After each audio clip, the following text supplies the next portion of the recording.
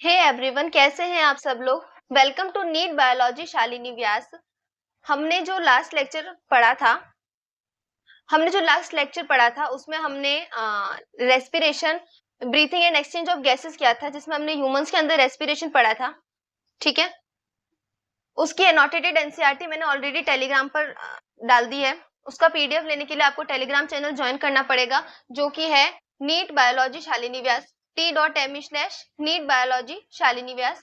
इस Telegram channel पे आपको annotated NCERT, short notes, PDF, question practice जो भी होगा, और लास्ट में जब हम फिजिक्स केमिस्ट्री बायो सबके मिक्स क्वेश्चन करेंगे, जब हम पूरे फुल लेंथ मॉक टेस्ट लगाएंगे, तो वो भी आपको इसी चैनल पे मिलेंगे, उनके सॉल्यूशन भी आपको यहीं पे मिलेंगे। ठीक है, आज का हमारा जो लेक्चर होगा वो बेस्ड होगा बॉडी फ्लूइड्स और सर्कुलेशन पे। उसके पहले मैंने बायोलॉजिकल क्लासिफिकेशन और सेल साइकिल, सेल डिवीजन भी करवा दिया है, जिसके वीडियो आपको मिल जाएंगे चैनल में, आप जाके वो चेक कर सकते हैं।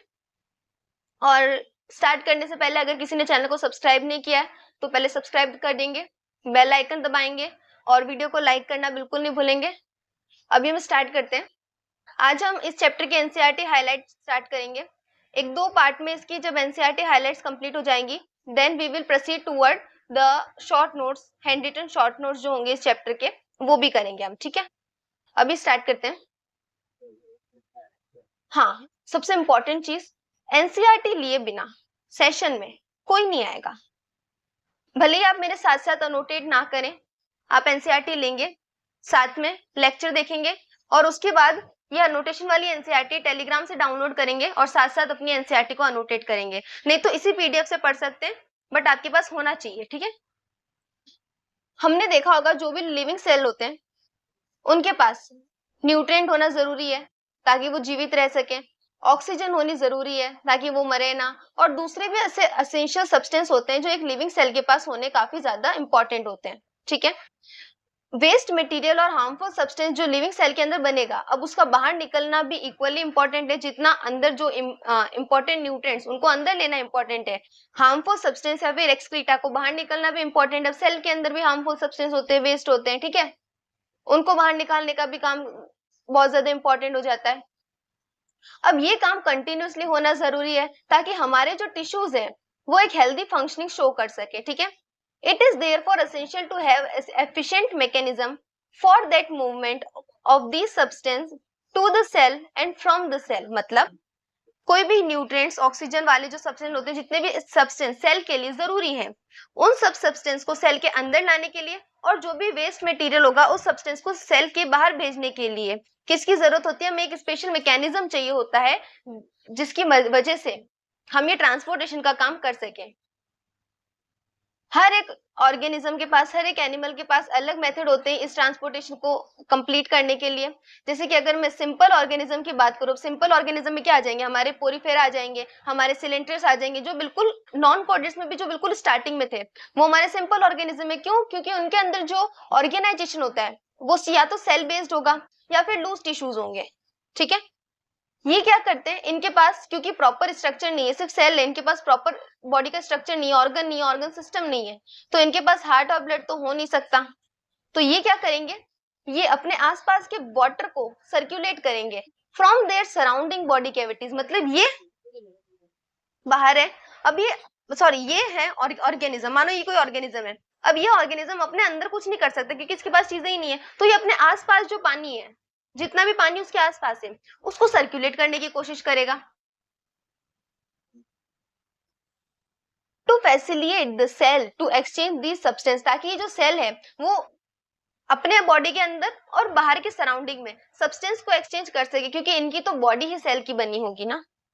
मतलब इनकी बॉडी में इतने ज्यादा ऑर्गन डेवलप नहीं होंगे जितना फर्दर कॉर्डेट्स वगैरह में होंगे। ठीक है, बाकी हम इनके बारे में, इनके डेवलपमेंट के बारे में एनिमल टिश्यूज में पढ़ेंगे। अभी इतना ध्यान रखो, जो स्पॉन्जेस होते हैं, जो सिलेंट्रेट्स होते हैं, वो बाहर के वाटर को सर्कुलेट करते हैं ताकि ये सेल का एक्सचेंज करवा सके। इनके बाद थोड़ा कॉम्प्लेक्स मैकेनिज्म शो करते हैं बॉडी फ्लूइड्स की मदद से। कौन करता है वो कॉम्प्लेक्स मैकेनिज्म? ब्लड होता है। देखो, जो ब्लड होता है वो most commonly use body fluid है, जो हम हायर ऑर्गेनिज्म में होता है, जैसे कि ह्यूमंस में होता है। ठीक है, इंक्लूडिंग ह्यूमंस। लेकिन मान लो अगर मैं बात करूं इंसेक्ट की, तो क्या इंसेक्ट के पास ब्लड होता है? नहीं होता। तो क्या इंसेक्ट ऐसा ट्रांसपोर्ट नहीं करते? इंसेक्ट करते हैं। उनके पास ब्लड के नाम पे सिर्फ एक हीमोलिम्फ होता है जो कि कलरलेस सब्सटेंस होता है। हमारा ब्लड रेड कलर का होता है क्योंकि उसके पास हीमोग्लोबिन होता है, लेकिन इनका जो ब्लड होता है वो व्हाइट कलर का होता है क्योंकि इनके पास हीमोग्लोबिन नहीं होता है। अब अगर किसी ने मेरा रेस्पिरेशन वाला लेक्चर देखा होगा तो आपको पता होगा कि हीमोलिम्फ जो होता है वो ऑक्सीजन का ट्रांसपोर्ट नहीं कर सकता, लेकिन हीमोग्लोबिन होने की वजह से हमारा ब्लड जो है वो ऑक्सीजन का ट्रांसपोर्ट कर सकता है। अब ऐसा क्यों? क्या उनको ऑक्सीजन के ट्रांसपोर्ट की जरूरत नहीं होती? इंसेक्ट को ऑक्सीजन तो उनको भी चाहिए। फिर क्या होता है, देखो हमारी बॉडी में जब हम लंग से एयर इनहेल करते हैं, तब जब वो एयर ऑक्सीजनेटेड हो जाती है, जब एयर ऑक्सीजनेटेड हो गई, उसको बॉडी टिश्यूज तक पहुंचाने के लिए हमें ब्लड चाहिए, क्योंकि ऑक्सीजनेट होके एल्वियोली में पड़ी रहेगी। ब्लड होगा तभी तो उसकी मदद से साथ साथ में आ जाएगी ना एयर, ठीक है। लेकिन इंसेक्ट में ऐसा नहीं होता। इंसेक्ट में ऐसा नहीं कि एक जगह एयर रहेगी, नहीं।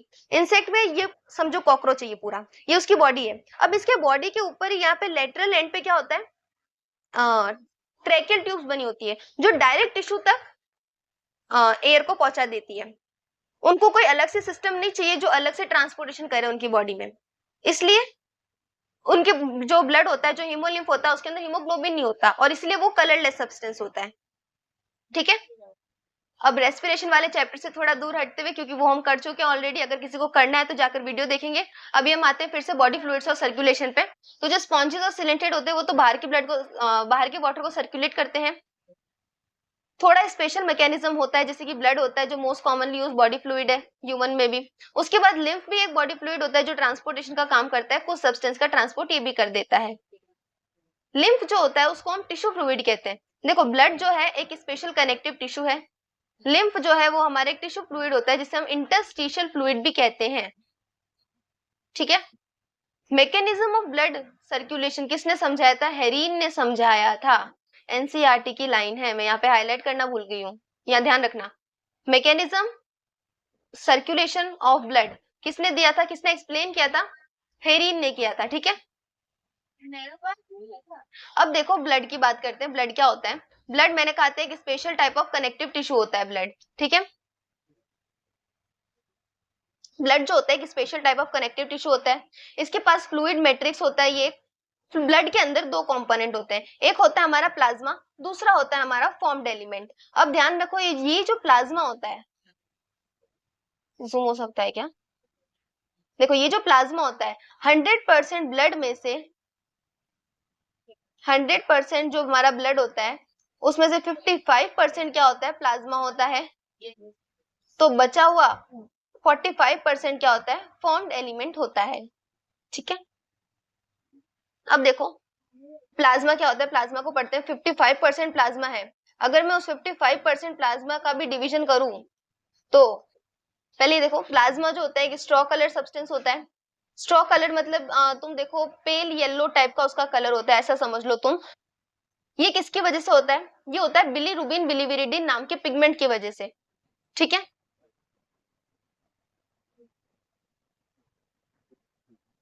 ये काइंड ऑफ विशियस फ्लूइड भी होता है। अगर मैं बात करूं ब्लड की, तो ब्लड में 55% प्लाज्मा होता है जो हम ऑलरेडी यहाँ पर देख चुके हैं, ठीक है। अब प्लाज्मा के अंदर भी 90 से 92% यानी कि सबसे ज्यादा अमाउंट में क्या होता है हमारा? सिर्फ और सिर्फ वाटर होता है, ठीक है। उसके बाद बचता है 6 से 8%। 6 से 8% हमारे होते हैं प्रोटीन। अब ये प्रोटीन बहुत इंपॉर्टेंट है इस वर्ड पे। अब जो मैं बोलने जा रही हूँ उसके ऊपर ध्यान रखना। लॉट्स ऑफ पीवाईक्यू, भर भर के पीवाईक्यू आ रखे हैं, भर भर के मैचअप्स आ रखे हैं इसके ऊपर। 6 to 8% जो प्रोटीन होते हैं उसमें 3 टाइप के प्रोटीन होते हैं। FGA याद करने की ट्रिक देखो, FGA प्रोटीन होते हैं, यानी कि फाइब्रिनोजेन होते हैं, ग्लोब्यूलिन्स होते हैं और हमारे एल्ब्यूमिन्स भी होते हैं, ठीक है। ये फाइब्रिनोजेन का काम क्या होता है? क्लॉटिंग करवाना। कहीं इंजरी हो गई, ब्लीडिंग हो रही है तो ब्लड क्लॉट्स कौन बनवाएगा? फाइब्रिनोजेन बनवाएंगे। उसके बाद ग्लोब्यूलिन प्रोटीन का काम क्या होता है? डिफेंस मैकेनिज्म प्रोवाइड करवाता है। एल्ब्यूमिन का काम क्या होता है? ये ऑस्मोटिक प्रेशर का बैलेंस बनाए रखता है, इसको मेंटेन करता है। यानी कि ऑस्मोटिक बैलेंस क्या होता है? ऑस्मोटिक कंसंट्रेशन, प्रेशर, ये सब क्या होता है? जब हम बॉडी फ्लूइड्स के साथ पीएच का जो मेंटेन करके रखते हैं ना, मेंटेनेंस ऑफ पीएच, उसको कहते हैं, ठीक है। अगेन जो मैंने बोला वही लिख रखा है, एनसीईआरटी को दुखी नहीं करेंगे, उसको भी पढ़ लेंगे हम। ये देखो, फाइब्रिनोजेन जो होते हैं उनको हमें क्लॉटिंग और कोगुलेशन ऑफ ब्लड के लिए चाहिए। ग्लोबुलिन्स जो होते हैं वो प्राइमरी इन्वॉल्व होते हैं डिफेंस मैकेनिज्म में, बचाव का काम करेंगे ये। एल्ब्यूमिन्स जो होते हैं वो ऑस्मोटिक बैलेंस बनाए रखने में मदद करते हैं, यानी कि बेसिकली सॉल्ट और आयनिक बैलेंस जो होता है, पीएच वगैरह का मेंटेनेंस, वो ये काम करते हैं, ठीक है। प्लाज्मा जो होता है उसके अंदर कुछ अमाउंट में मिनरल्स भी होते हैं। मिनरल्स जैसे कि sodium, calcium, magnesium, bicarbonate ion और हमारा क्लोरीन, ठीक है। अगर मैं बात करूं एनायन कौन से और केटायन कौन से इनमें से, तो देखो Na प्लस एनायन है, कैल्शियम अनायन है, सॉरी ये हमारा केटायन है, कैल्शियम भी केटायन है, मैग्नीशियम भी केटायन है, जिसके ऊपर नेगेटिव चार्ज है वो हमारा एनायन है, ठीक है। तो मेन एनायन कौन सा है, मान लो ये दोनों एनायन है, इन दोनों में से मेन वाला कौन सा है, अगर बोलूं सबसे main anion in plasma maximum जो मिलता है वो है हमारा क्लोरीन, और केटायन पूछे तो सोडियम, ठीक है। केटायन पूछे तो क्या करेंगे, सोडियम करेंगे, ठीक है। सो हम बस ये देख रहे थे कि जो ग्लूकोज होता है, अमीनो एसिड होते हैं, लिपिड्स होते हैं, ये भी प्लाज्मा के अंदर प्रेजेंट होते हैं, ठीक है, always in transmission the body. अब जो फैक्टर होता है कोगुलेशन या फिर क्लॉटिंग करने के लिए, ये भी प्रेजेंट होता है हमारे प्लाज्मा में। कैसे प्रेजेंट होता है, इनएक्टिव फॉर्म में प्रेजेंट होता है, इनको एक्टिव करना पड़ता है। कैसे करेंगे आगे देखेंगे हम क्लॉटिंग वाले मैकेनिज्म में। काफी सुंदर सा झरने जैसा प्रोसेस होगा इसका। जो प्लाज्मा होता है अगर उसके अंदर क्लॉटिंग फैक्टर नहीं है तो हम उसे क्या कहेंगे, सीरम कहेंगे। यहां तक हो गया। अब देखते हैं हमारे फॉर्म्ड एलिमेंट्स क्या काम करते हैं, ठीक है। प्लाज्मा कितना था, 55%, तो फॉर्म्ड एलिमेंट कितने हो जाएंगे हमारे, 45% इन द ब्लड, ठीक है। फॉर्म्ड एलिमेंट में कौन कौन से आते हैं हमारे, आरबीसी आ जाएंगे, डब्ल्यूबीसी आ जाएंगे और प्लेटलेट्स आ जाएंगे। आरबीसी को हम इरिथ्रोसाइट्स भी कहते हैं, साइंटिफिक टर्म यूज करेंगे। डब्ल्यूबीसी को हम ल्यूकोसाइट्स भी कहते हैं, प्लेटलेट्स को हम थ्रोम्बोसाइट्स भी कहते हैं, ठीक है। ये जो है फॉर्म्ड एलिमेंट बनाते हैं, इन सबको मिला के हम फॉर्म्ड एलिमेंट कहते हैं। दे constitute nearly 45% of the blood, इनके अंदर क्या होता है 45% ब्लड होता है, ठीक है, मतलब ब्लड का 45% ये होता है, ये बात हम ऑलरेडी देख चुके हैं। इरिथ्रोसाइट्स की बात करूं मैं, तो इरिथ्रोसाइट्स क्या करते हैं, रेड ब्लड सेल तो ये होते ही हैं, सबसे ज्यादा यही होते हैं ब्लड के अंदर। अगर मैं हेल्दी ह्यूमन की बात करूं तो on an average 5 million to 5.5 million blood होते हैं, सॉरी 5 मिलियन टू 5.5 मिलियन जो आरबीसी प्रेजेंट होती है ब्लड में, ठीक है। RBC are formed in the red bone marrow adult. देखो जब हम बड़े हो जाते हैं तब आरबीसी कहाँ बनती है, रेड बोन मैरो में बनती है। लेकिन अगर मैं पूछूं कि जब एम्ब्रियोनिक वाली स्टेज होती है तब आरबीसी कहाँ बनती है, तो तब आरबीसी बन रही होती है, जो लेटर एम्ब्रियोनिक स्टेज होती है ना तब बन रही होती है स्प्लीन में। लेकिन जब एडल्ट हो जाते हैं तब बोन मैरो में बनती है। जब आरबीसी बोन मैरो में बनेगी तब स्प्लीन इनके लिए ग्रेवयार्ड हो जाएगा, ठीक है। आगे लिखा है हम देखेंगे। RBC are found in the red bone marrow in adults. RBC जो होती है वो डिवॉइड ऑफ न्यूक्लियस होती है, इनके अंदर न्यूक्लियस नहीं होता, इसलिए हम इनको ई न्यूक्लिएट कहते हैं, और इनका शेप जो होता है वो बाइकॉनकेव होता है। Now my question is why RBC is E nucleate, बताओ आरबीसी ई न्यूक्लिएट क्यों है, क्या इसको न्यूक्लियस की जरूरत नहीं है। देखो हमारी बॉडी हो, चाहे प्लांट की बॉडी हो, चाहे दुनिया का कोई भी ऑर्गेनिज्म हो, वही काम करेगा, उतने ही मॉडिफिकेशन अपनी बॉडी में करेगा जिससे उनका जो काम है वो फंक्शन हो सके। आरबीसी का काम क्या होता है, ब्लड को रेड बनाए रखना और ब्लड के अंदर से जो ऑक्सीजन होता है उसका ट्रांसपोर्ट करवाना। अब ऑक्सीजन का ट्रांसपोर्ट कब होगा, हीमोग्लोबिन की मदद से होगा, ठीक है। और जब साइटोप्लाज्म ज्यादा होगा, जब आरबीसी के अंदर स्पेस ज्यादा होगा, तो ऑक्सीजन ट्रांसपोर्ट के लिए स्पेस चाहिए, उस स्पेस के लिए हमें साइटोप्लाज्म ज्यादा चाहिए। अगर न्यूक्लियस हो जाएगा तो स्पेस ही नहीं बचेगा, इसलिए न्यूक्लियस ही हटा दिया। हालांकि जब हम छोटे होते हैं तब आरबीसी होती है, जब हम बड़े हो जाते हैं तब आरबीसी के अंदर, सॉरी जब हम छोटे होते हैं तो आरबीसी में न्यूक्लियस होता है, जब हम बड़े हो जाते हैं तो आरबीसी का जो न्यूक्लियस है वो गायब हो जाता है, डिसअपेयर हो जाता है, जिसकी वजह से जो आरबीसी है वो इन्यूक्लिएट होती है। ध्यान रखना, again I am saying RBC is not non nucleate, A nucleate and non nucleate नहीं है, ई न्यूक्लिएट है। इसका मतलब पहले थी आरबीसी, अब नहीं है, ठीक है। और अगर मैं फ्रॉक के केस की बात करूं, वैसे मैं फ्रॉक का टॉपिक अलग से करवाऊंगी, उसके लिए अलग से वीडियो बनेगा, लेकिन फ्रॉक की बात करें तो फ्रॉक के अंदर जो आरबीसी होता है वो न्यूक्लिएटेड होती है, ठीक है। रेड कलर प्रोवाइड करेंगी ब्लड को, क्यों? क्योंकि इनके अंदर एक आयरन कंटेनिंग प्रोटीन कॉम्प्लेक्स होता है जिसे हम हीमोग्लोबिन कहते हैं। ऑलरेडी मैं बता चुकी हूँ, 12 से 16 ग्राम हीमोग्लोबिन होता है हर 100 ml ब्लड में। Every 100 ml of blood in a healthy human consist of 12 to 16 gram of haemoglobin, ठीक है। नाउ सी, सिग्निफिकेंट रोल होता है in the transport of respiratory gases. Haemoglobin होगा तभी रेस्पिरेशन की जो गैसेस होंगी उनका ट्रांसपोर्ट कर सकते हैं, मैंने अभी समझाया था तुमको, ठीक है। एवरेज लाइफ स्पेन जो होती है आरबीसी की, लंबे टाइम तक जीती है, इनकी कितनी होती है? 120 दिन होती है, और 120 दिन के बाद ये स्प्लीन में जाके डिस्ट्रॉय हो जाती है। कि इस स्प्लीन को ही हम ग्रेव यार्ड ऑफ आरबीसी कहते हैं। अब देखो ल्यूकोसाइट्स की बात करते हैं। ल्यूकोसाइट्स हमारे व्हाइट ब्लड सेल्स होते हैं। ल्यूकोसाइट्स क्या होते हैं? व्हाइट ब्लड सेल्स होते हैं। व्हाइट है का मतलब कलरलेस है, इसलिए नहीं कि इनका कलर व्हाइट है, कलरलेस है इसलिए व्हाइट है। हीमोग्लोबिन नहीं होता है इनके पास, इसलिए ये कलरलेस होते हैं। इनके पास अच्छा खासा न्यूक्लियस होता है। इनका नंबर रिलेटिवली कम होता है जब हम उनको आरबीसी से कंपेयर करें। आरबीसी कितनी थी? 5 to 5.5 मिलियन पर एमएम ऑफ ब्लड थी, एमएम क्यूब ऑफ ब्लड थी। ये 6000 से 8000 पर एमएम क्यूब ऑफ ब्लड होती है, ठीक है। ये नंबर आपको याद रखने पड़ेंगे। ल्यूकोसाइट जो होते हैं उनकी लाइफ स्पेन कम होती है। जहां आरबीसी 120 दिन तक जिंदा थी, ये हमारे 1 हफ्ते में ही मर जाएंगी। डब्ल्यूबीसी को 2 कैटेगरी में डिवाइड किया गया है। एक होते हैं हमारे ए ग्रेन्युलोसाइट, दूसरे होते हैं एक होते हैं ग्रेन्युलोसाइट्स, दूसरे होते हैं हमारे ए ग्रेन्युलोसाइट्स। अब ग्रेन्युलोसाइट जो होते हैं अगेन 3 टाइप में डिवाइड होते हैं, न्यूट्रोफिल्स, इओसिनोफिल्स और बेसोफिल्स। ए ग्रेन्युलो ए ग्रेन्युलोसाइट्स जो होते हैं वो 2 टाइप में डिवाइड होते हैं, हमारे न्यूट्रोफिल कहाँ गए? ए ग्रेन्युलोसाइट्स होते हैं वो 2 टाइप में डिवाइड होते हैं, लिम्फोसाइट्स और मोनोसाइट्स में। अगेन डब्ल्यूबीसी 2 टाइप में डिवाइड हो जाएंगे, ग्रेन्युलोसाइट्स, ए ग्रेन्युलोसाइट्स। ये जो ग्रेन्युलोसाइट्स है अगेन जाके 3 टाइप में डिवाइड होंगे। कौन से 3 टाइप होंगे? पहला होगा हमारा मोनोसाइट, दूसरा हो जाएगा हमारा लिम्फोसाइट, सॉरी पहला होगा हमारा न्यूट्रोफिल्स, दूसरा होगा हमारा इओसिनोफिल्स और तीसरा हो जाएगा बेसोफिल्स, ठीक है। ऐसी बात नहीं है, मैं भी इंसान हूं, हो जाता है कभी कभी। तो जो हमारा ग्रेन्युलोसाइट्स होता है वो 3 टाइप में डिवाइड होता है। पहला होगा हमारा बेसोफिल, दूसरा होगा इओसिनोफिल, तीसरा होगा न्यूट्रोफिल्स, ठीक है। जो हमारा एक ग्रेनुलोसाइट होता है वो अगेन 2 पार्ट में डिवाइड होता है। पहला हो जाएगा हमारा कौन सा?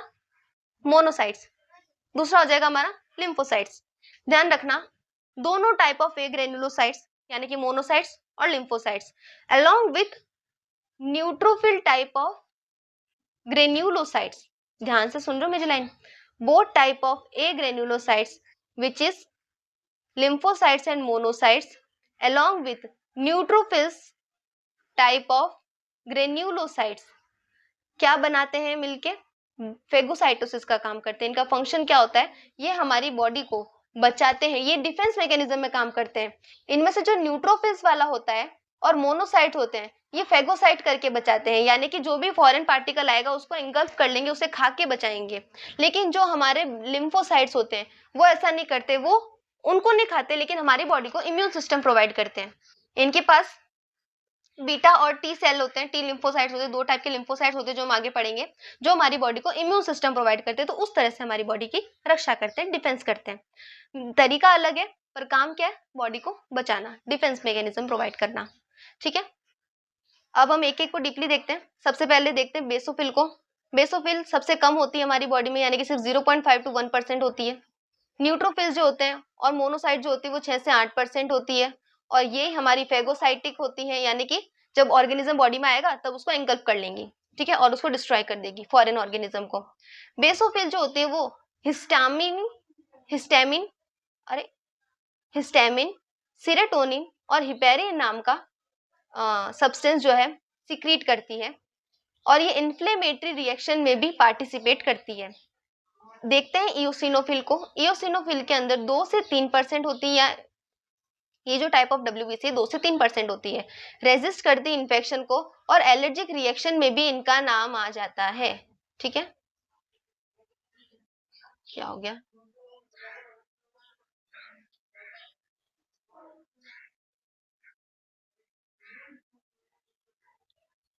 हाँ, इओसिनोफिल जो होती है एसोसिएटेड होती है हमारी एलर्जिक रिएक्शन से। अब देखते हैं लिम्फोसाइट्स को। 20 से 25% होती है, दो टाइप की होती है, एक होती है बी लिम्फोसाइट, एक होती है हमारी टी लिम्फोसाइट्स। जो बी और टी लिम्फोसाइट्स होती है वो रिस्पॉन्सिबल होती है इम्यून रिस्पॉन्स के लिए, यानी कि ये हमारी बॉडी को इम्यून रिस्पॉन्स प्रोवाइड करके हमारी बॉडी की रक्षा करती है। ठीक है, लास्ट देखते हैं, WBC यहाँ पे खत्म हो गया। देखते हैं हमारे प्लेटलेट्स क्या करते हैं। प्लेटलेट्स को हम थ्रोम्बोसाइट्स भी कहते हैं। ये बेसिकली मेगा कैरियोसाइट्स नाम का जो सेल होता है उसके फ्रेगमेंट होते हैं, टुकड़े होते हैं। तो cell fragments of megakaryocytes होते हैं। मेगा कैरियोसाइट्स क्या होते हैं? बोन मैरो में मिलने वाले एक स्पेशल सेल होते हैं। अगर मैं नंबर की बात करूं तो पर MM³ ब्लड के अंदर 1.5 लाख से लेके 3.5 लाख तक हमको प्लेटलेट्स मिल जाती है। प्लेटलेट्स जो होती है बहुत सारे वैरायटी ऑफ सब्सटेंस रिलीज कर सकती है अपनी बॉडी से, जिसकी वजह से वो ब्लड का कोगुलेशन करने में, क्लॉटिंग करने में भी इन्वॉल्व होती है। क्लॉटिंग में प्लेटलेट्स या थ्रोम्बोसाइट का बहुत इंपॉर्टेंट काम होता है। अगर मैं कहूँ कि मैंने प्लेटलेट्स के नंबर कम कर दिए हैं तो जिसकी वजह से जो क्लॉटिंग होगी वो भी अफेक्ट हो जाएगी, हमारी बॉडी ब्लड क्लॉट नहीं कर पाएगी, जिसकी वजह से क्या होगा, अगर कभी इंजरी हुई है तो कंटिन्यूस ब्लड लॉस हो जाएगा, जो कि डेथ का कारण भी हो सकता है कभी कभी। तो यहाँ पे वही लिख रखा है रिडक्शन इन देयर नंबर, कि अगर प्लेटलेट्स के नंबर कम हो गए, leading to the clotting disorder, clotting का डिसऑर्डर हो जाएगा। This will lead to the excessive loss of blood from the body. Clotting नहीं हो पा रही है तो जो बॉडी होगी उससे बहुत सारा ब्लड लॉस हो जाएगा। ठीक है, ब्लड ग्रुप से हम कल करते हैं, इनफैक्ट नेक्स्ट वीडियो में करते हैं, सही रहेगा। नेक्स्ट वीडियो में हम यहाँ सब कवर कर लेंगे, मोस्ट ऑफ द टॉपिक इसका। अभी क्योंकि ये आईपैड में जो है वो है नहीं मेरे पास बैटरी अभी, तो अभी का सेशन तो हम यहीं पे खत्म करते हैं। अनोटेटेड एनसीईआरटी आपको अगेन टेलीग्राम पे मिलेगी। इस चैप्टर के जो शॉर्ट नोट्स होंगे वो भी आपको टेलीग्राम पे मिलेंगे, आपको जाके देखना पड़ेगा। टेलीग्राम चैनल लिंक आपको डिस्क्रिप्शन में मिलेगा। अगर कभी डिस्क्रिप्शन में लिंक नहीं मिलता है, आप बायो में जाएंगे और वहां जाकर टेलीग्राम चैनल को ज्वाइन करेंगे। ठीक है, इस वीडियो को लीव करने से पहले कमेंट करके बताएंगे कि आपको समझ में आ रहा है या नहीं आ रहा है, फर्दर मेरे पहले वाली वीडियो समझ आई या नहीं है, और आगे आपको क्या क्या चाहिए। अगर आप मुझे बताएंगे नहीं तो मुझे नहीं पता चलेगा। ठीक है, लाइक करना बिल्कुल नहीं भूलेंगे, सब्सक्राइब करना और बेल आइकन दबाना गलती से भी नहीं भूलेंगे, प्लीज कर दिया करो। ठीक है, ओके बाय।